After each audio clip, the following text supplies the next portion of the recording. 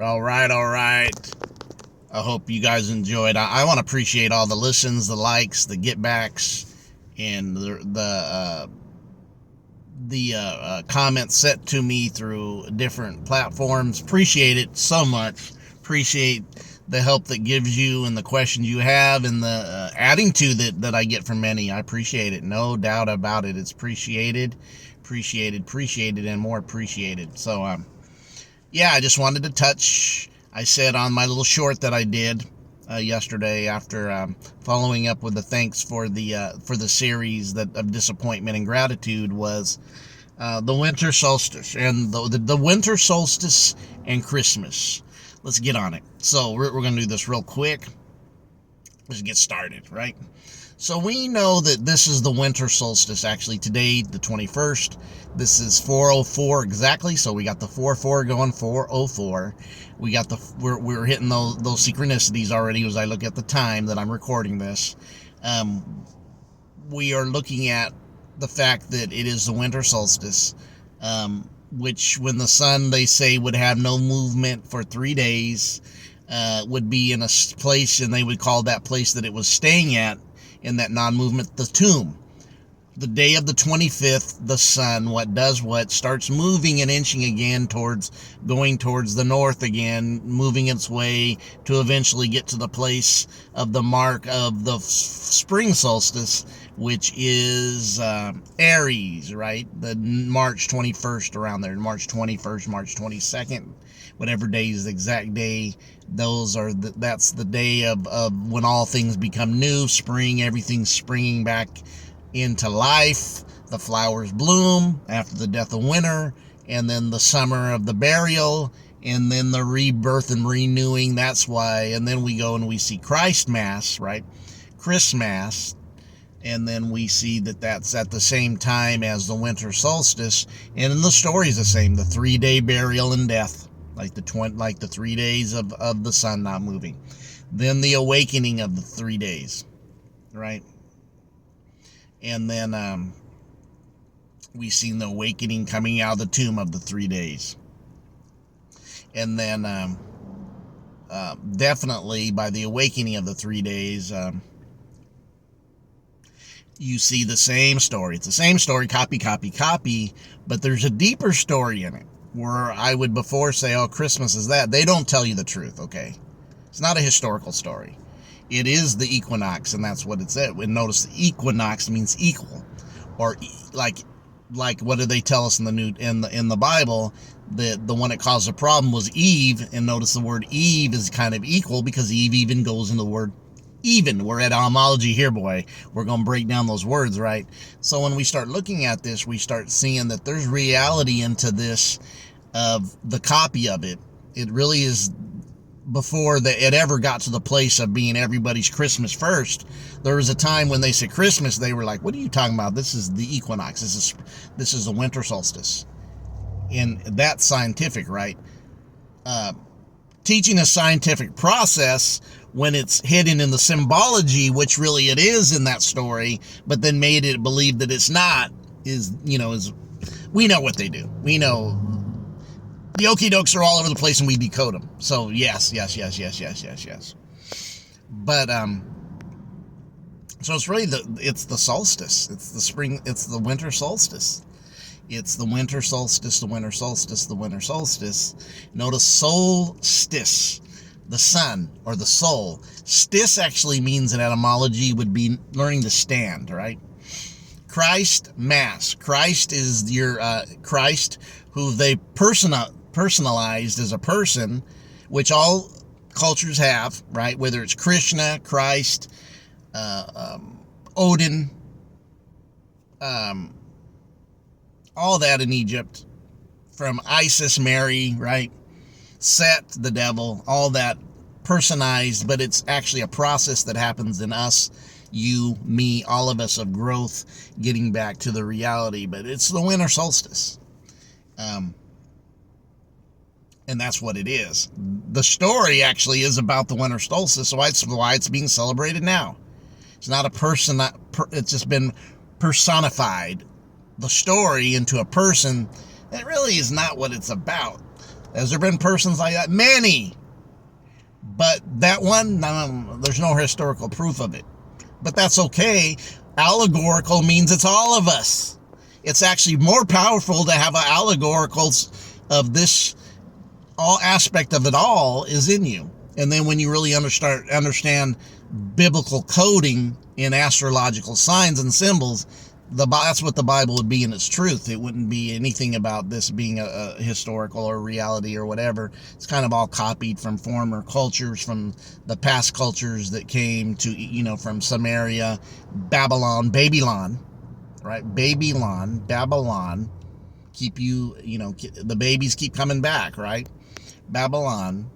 And then it keeps reverting and keeps expanding as you start decoding it within you, and it becomes the reality of within you, which would be the Christ, or Christ is your oil down your spinal cord, going down your 33 bones of your lower back.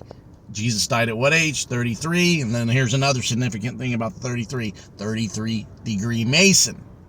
And if you read the story of even Jesus and know a little bit of Greek, and look up these words in Greek, you'll find out that when it says Jesus' father Joseph is who? He is a builder, or he's what's the word? He's builds houses. What's the word I'm looking for? He does construction, but there's another word I'm looking for in the story. But when you look it up in the Greek, it doesn't say construction. It says Joseph's job was a mason. Yeah. Facts, because the Mason's a builder. Now, when you start hiding the culture and truth from people because you're living your secret, you don't want to set them free and know it. That goes hand in hand through all these ancient civilizations with what? Having the elite or the rich or the powerful run everybody else because everybody else doesn't have knowledge. That's a reoccurring story that when you decode, you see them as what it is. It don't vary. The rituals don't vary, and the rituals of truth don't vary. You don't have to be a bad Mason, but it appears that the Masons have used this platform they have to deceive and have a secret society, right? Skull and Bones, which is pirates. Where's that at? That's at one of your major universities now, which many presidents and those who are part of it are part of it. Skull and Bones is a pirate system. The Oakland Raiders, Skull and Bones. The Tampa Bay Buccaneers, Skull and Bones. Thieves. Pirates. Trying to control the sea, right? So you see these aspects just keep rolling around, but when you kind of start seeing it, and I've been really kind of gigging in this right now with Sanchez on him going into the some of the stuff that he's been bringing out in the last two. Man, it just makes sense with the Polaris, the pole, the Christmas tree all fits. These are all symbols of that. In the North Pole, who's in the North Pole? Santa Claus. Satan Claus. Why is it in the North Pole? What is he giving gifts unto men? What's he doing coming down from the North Pole through your chimney, going down your spinal cord, your oil, your Christ, your Christos, going down to the 33-degree level, hitting the pump, ascending back up into higher consciousness, understanding development into your higher expansion of consciousness, called the enlightened, or waking up your pineal gland, or popping your third eye. Having that experience, right, in that nirvana experience, having that kundalini experience. So you see, this really is where it comes from. They, like always, hijack it, but there's truth in it when you understand the symbols. But when you make it into the story, and then it just continues to be the child's story, now we've gotten to the people are still telling the child's story when they should know the meaning and true symbolism, and people don't read symbolisms. The masses don't read it. They don't get it. They don't, and if you don't get symbolism, like I've said before, it's like a gang member, right?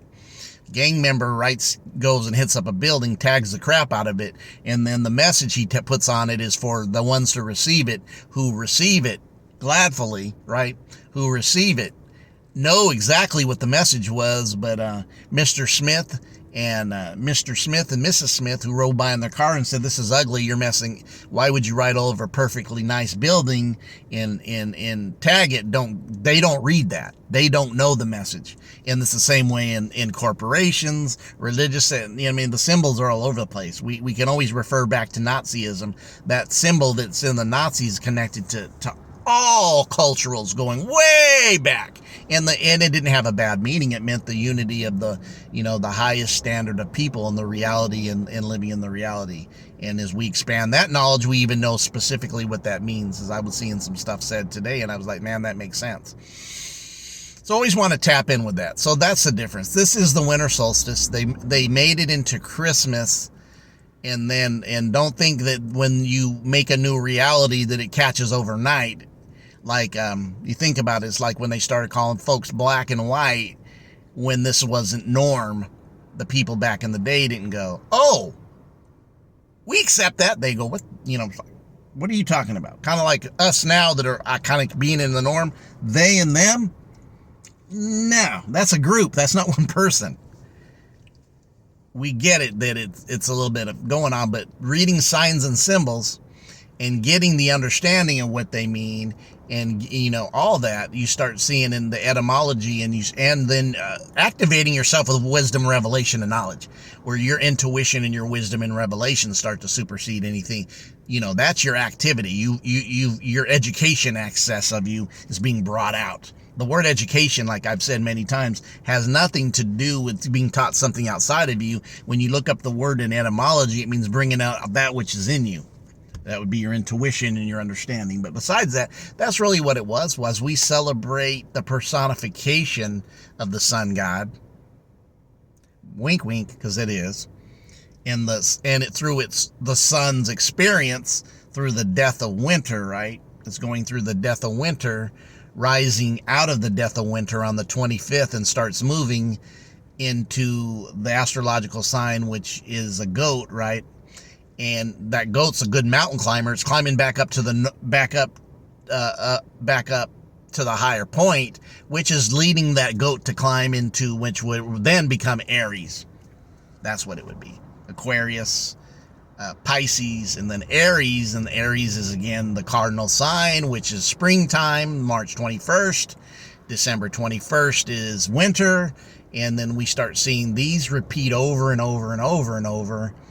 And all these are connected to this aspect of that. So the story is the same, but yet hijacked and manipulated that you don't know the truth, because that's what they do. We see them clearly. Pep. But any of you guys coming into it, it's just the fact. Even looking at that. So we're in the winter solstice, which is a time of death, but it's all time of renewing. It's being reborn again. And that's what the 25th represented when the sun started to have movement. It was born again. And then that's the story of Jesus' birthday now. He comes out of the tomb. What day? The third day. It's the same story. You guys have a great day. Enjoy your winter solstice, your holiday season. And I will have a lot of words of the days coming up. I've got them lined up and already looking at them. And we're going to have some good ones. Another good one is here. I'm going to leave you with this one. Think about this. We have this 25th, which... winter solstice, Christmas, right? Kind of know the other side came later. Remember that.